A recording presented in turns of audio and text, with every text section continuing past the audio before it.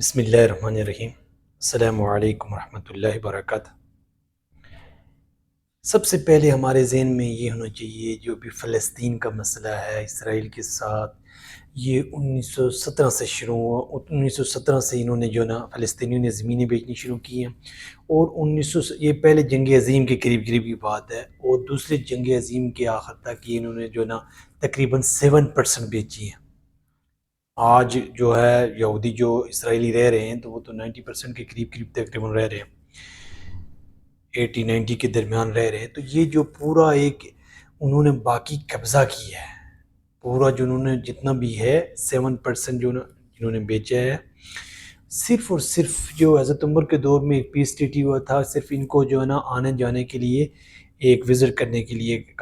موقع دیا گیا تھا، وزٹ کر سکتے ہیں، لیکن اس طرح کی نہیں۔ لیکن کچھ غلطیاں ہماری اپنی طرف سے، لیکن اس سسٹم کو سمجھنے کے لیے ہمیں یہ دیکھنا پڑے گا کہ ہم اتنے لاغر، کمزور، سست اور عیاشی کی وجہ سے ہم کیوں آگے نہیں جا سکے ہیں۔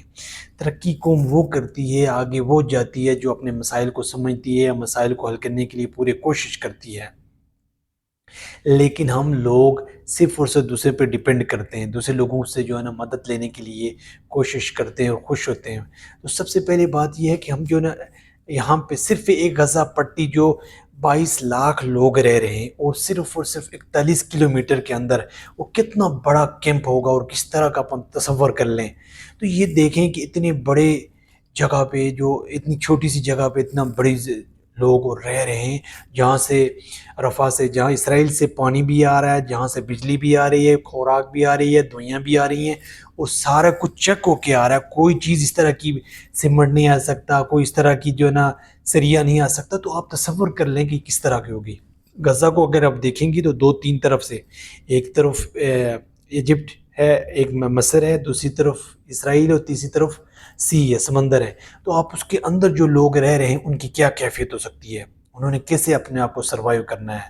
اگر اسرائیل نے ان کو یہ سوچا ہوا تھا کہ اگر ان کو ہم نے بالکل ہی یہاں سے ہم نے شفٹ کرنا ہے صحرائے سینا کی طرف، وہاں پہ جو جا سکتے ہیں اگر 22 لاکھ لوگوں میں سے، اس کے بعد اگر جو نہیں جانا چاہتے اس کے بعد وہ پورا ایک شیلنگ کرتے، پوری ایئر اٹیک اور پورے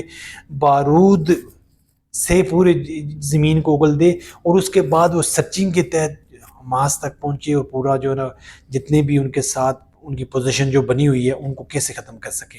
لیکن یہ اس کی ایک پالیسی ہے، اس کی ایک نظم ہے، لیکن پوری چاروں طرف سے مسلم ممالک ہمارے اس کے قریب ہے۔ ہم اتنے لاغر اس لیے کہ ہمارے پاس ٹیکنالوجی، سائنس اور ٹیکنالوجی نہیں ہے۔ ہم دیندار پورے اس طرح سے کہ ہم، قرآن کا یہ حکم ہے کہ پورے قوت جو ہے نا طاقت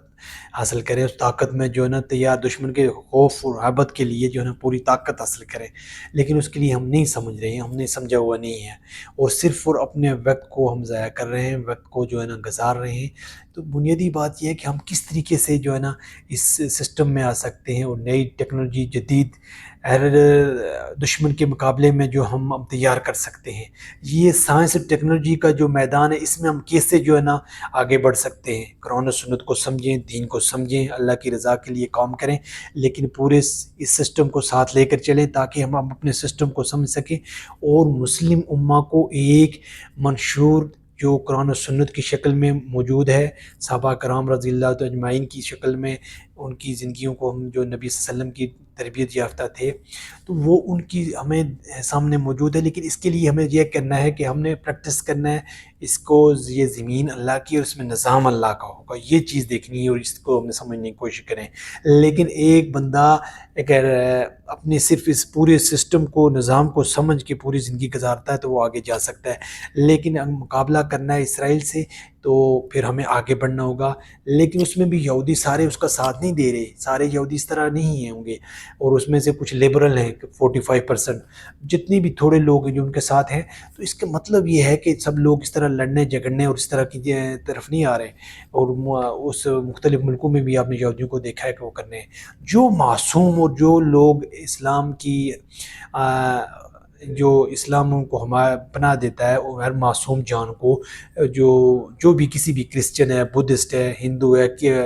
کہیں بھی ہے، اس کو آپ قتل نہیں کر سکتے، اور صرف آپ کا جو دشمن ہے، جو جس نے آپ کے اوپر وار کرنی ہے، اس کے لیے، باقیوں کے لیے آپ جو ہے نا دعا کریں اور پوری کوشش کریں، ان کو لیے موقع دیں کہ اسلام کی